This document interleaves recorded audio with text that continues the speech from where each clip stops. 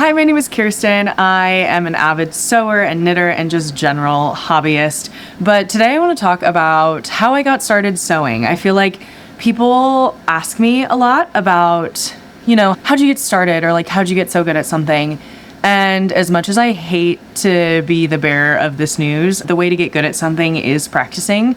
I know that's not what any of us want to hear, but that's basically the gist of the video. But I'm going to talk really about how I got started because I think sewing can be a little bit intimidating for a lot of people, especially when we see a lot of influencers who are making very elaborate dresses that require a lot of time, or the materials look kind of expensive, or maybe you're intimidated to buy a sewing machine and make the investment. So I'm just going to talk about how I got started.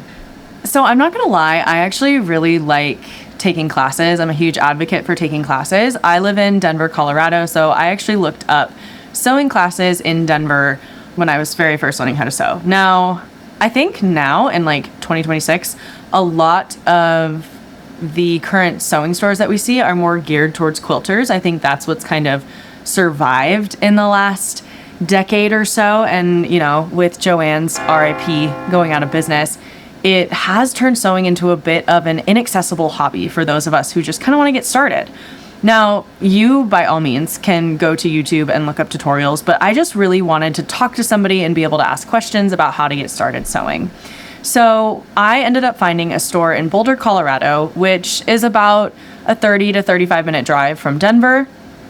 And they had a sewing 101 series, basically. So in the 101 class, you learn to operate a sewing machine. You make a little bag. In the 201 class, you make...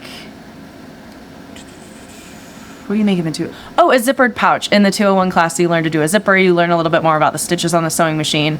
And then in the 301 class, you learn a pillowcase, which has French seams. And you also learn the burrito method, which is very popular with a lot of apparel patterns. So I did all of those classes, and that was really helpful for me. But I would say that maybe just a class that got me started on here's how you wind a bobbin, or here's how you thread a machine. Those were the things I was really intimidated by. And I also wanted to make sure that I liked sewing before I made the investment into buying a sewing machine. So like I said, in the 101 class, we made a little bag. This is my bag. I have a little cardboard box in here, and it holds all my paintbrushes for oil painting. So that's what I use it for now. And it's reversible, but I like it this way. So this is what I made in the 101 class.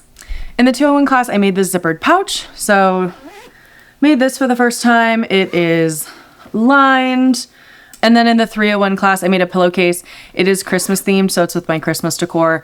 And I'm going to be honest, I don't want to dig that out. So we did make a pillowcase. I can assure you it looks nice. So I was lucky enough to find a store that actually had free sew time. So I would occasionally go into the store. I would pay whatever their rate was to sew hourly in the studio. And I also took a few apparel classes there as well.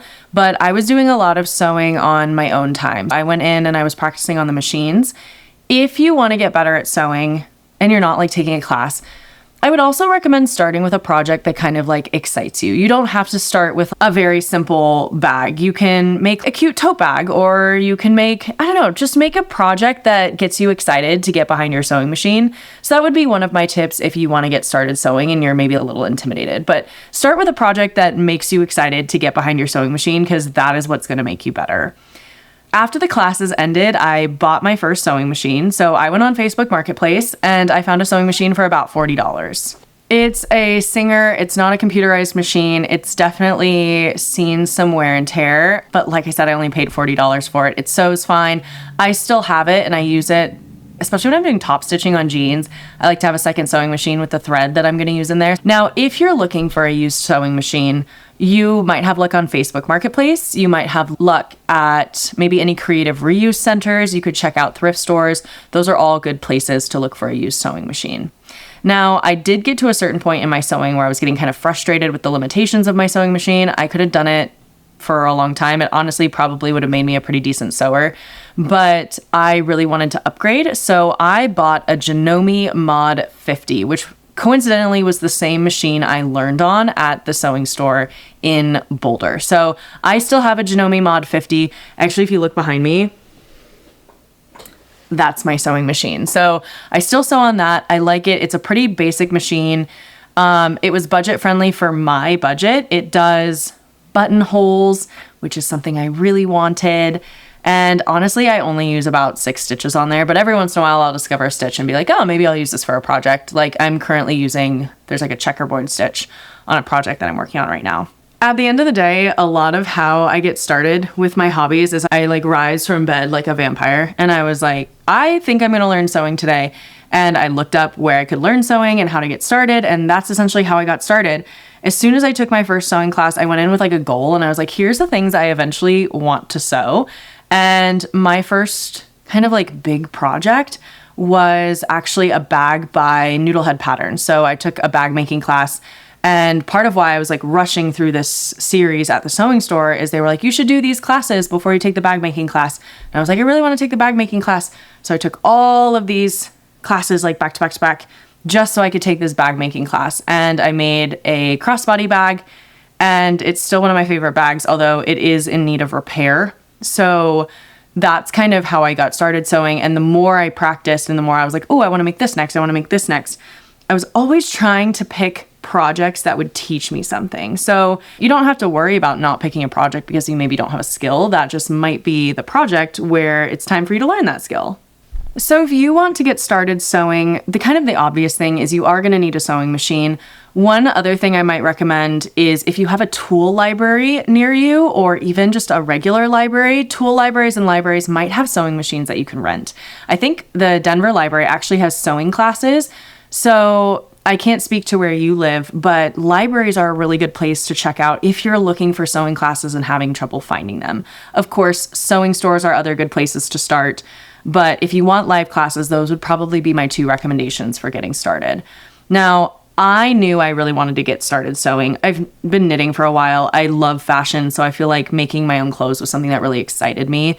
So after I did about 3 classes, I was like, yeah, I want to buy my own sewing machine. That's when I got my thrifted machine.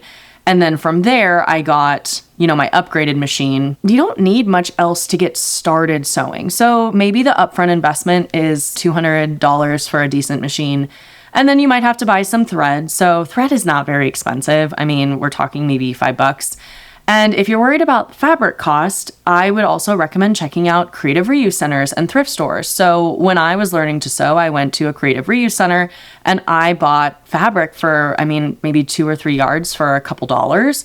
And I don't mean a couple dollars per yard. I mean, I only spent a couple dollars. I bought patterns that excited me and I kind of started there. So your biggest investment is going to be the sewing machine. And if you're in a place like me, like I'm in a 1-bedroom apartment, another thing that might be kind of stopping you is you might not have the space.